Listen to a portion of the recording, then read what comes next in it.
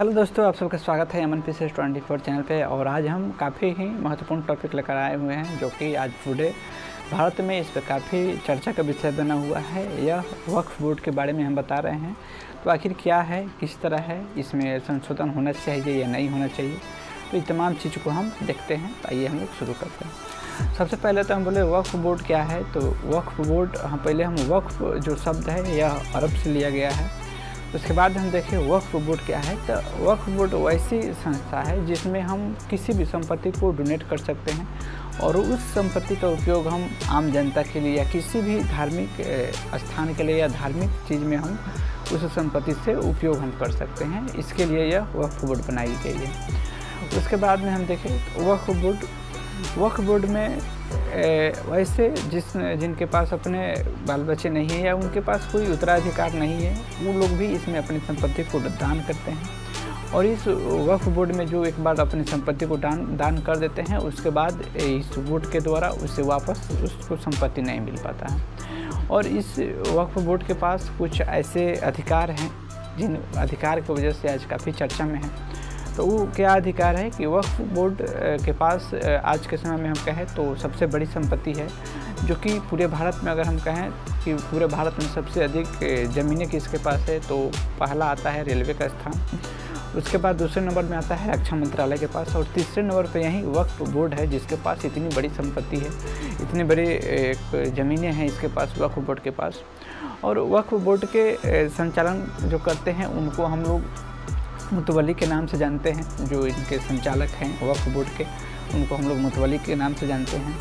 और वक्फ बोर्ड के पास कुछ ऐसे अधिकार हैं जिनके वजह से ही आज परेशानी है पूरे भारत के लोगों को भी। इससे परेशानी आने वाले समय में भी हो सकता है। अभी भी बहुत ऐसे जगह पे हैं इस बोर्ड से परेशानी, क्योंकि इनके पास है कि किसी भी संपत्ति को ये वक्फ बोर्ड की संपत्ति घोषित कर सकते हैं। इनके पास ये अधिकार है, इनके पास ये पावर है। उसके बाद आप जब ये वक्फ बोर्ड की संपत्ति जब घोषित हो सकता है, तो उसके बाद किसी भी आप कोर्ट में आप अपील नहीं कर सकते हैं। यानी इसका जो भी आदेश है वो न्यायालय से ऊपर है, हाई कोर्ट या सुप्रीम कोर्ट से भी ऊपर है। यानी ये इसके पास अधिकार हैं। उसके बाद में इन्हीं अधिकारों से इस बोर्ड में इतनी भ्रष्टाचारी आई है। और इस बोर्ड में हम कह सकते हैं कि कुछ दिन पहले की घटना है, जो कि तमिलनाडु राज्य की वहाँ के किसाने हैं जो अपने अगर संपत्ति या अपने उनके पास कुछ खेते हैं, अगर वो बेचने गए तो उनको उस वहाँ के कुछ अधिकारी द्वारा उनको बताया गया कि ये वक्फ बोर्ड की संपत्ति है, इसे आप नहीं बेच सकते हैं। यानी कि वक्फ बोर्ड घोषित करने के बाद किसी भी संपत्ति हो या अपनी हो या किसी भी प्रकार की संपत्ति हो, उसे आप नहीं बेच सकते हैं। यहाँ तक भी नहीं, ये वक्फ बोर्ड कुछ सरकारी ज़मीनें को भी वक्फ बोर्ड की संपत्ति घोषित कर चुकी है। तो ये इसकी कुछ मनमानी है जिसकी वजह से इसमें संशोधन चल रही है। तो फिलहाल देखें तो 1995 में लगभग 40+ संशोधनें इसमें आई थी लोकसभा में। उसके बाद 2025 में लगभग 14 संशोधन को मंजूरी दी गई है।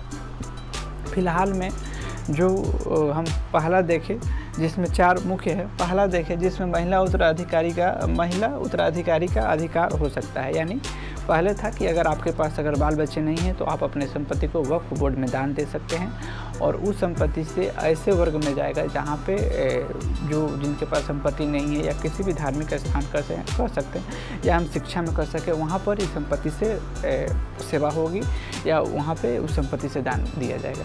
तो वहाँ पर था कि अगर आपके पास आपके वंश को चलाने वाले नहीं हैं तो वहाँ पर वक्फ कहती थी इस संपत्ति आप दे दीजिए, इससे जो भी इनकम होगी उसे हम गरीब लोगों में हम दान करेंगे और उनके उत्थान के लिए हम काम करेंगे।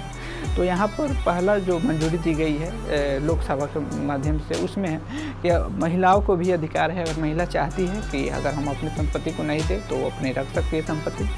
दूसरे नंबर में है कि कोई भी सरकारी संपत्ति बोर्ड के पास नहीं जाएगी। अगर वक्फ के पास सरकारी संपत्ति है तो उसे वापस करना पड़ेगा, जो कि पहले क्या था कि वक्फ अपने किसी भी संपत्ति को बोर्ड की संपत्ति घोषित कर सकता था, तो अब ऐसा नहीं कर सकता है। सरकारी ज़मीन अगर वक्फ बोर्ड के पास भी है तो उसके तो वापस करना पड़ेगा। उसके बाद में है तीसरा है जो कि किसी भी संपत्ति पर किसी का अधिकार है उसे तय करने वाला जिला कलेक्टर होगा। यानी किसकी संपत्ति है उसे तय करने वाला अब जिला के डीएम के पास ही अधिकार है।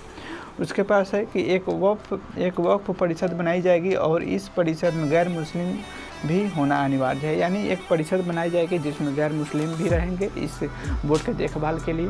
और सबसे बड़ी बात कि इन सभी नियमों के अलावा भी अगर आपको किसी भी प्रकार की कोई समस्या है तो आप कोर्ट में अपना याचिका कर सकते हैं या अपील कर सकते हैं, या आप जिला कोर्ट हो या हाई कोर्ट हो या सुप्रीम कोर्ट हो। तो ये एक सबसे बड़ी बात है कि इतनी सारी सुविधाएं जो पहले नहीं थी, जो अब इस संशोधन के माध्यम से आम जनता के पास है। तो होना चाहिए या नहीं होना चाहिए, आप अपनी राय भी बताइएगा।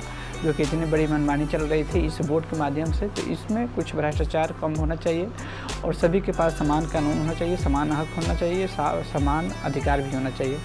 तो ये रहा कुछ महत्वपूर्ण जानकारी जो आप तक बताने का प्रयास किए। फिर मिलते हैं नेक्स्ट वीडियो में, अभी के लिए इतना ही।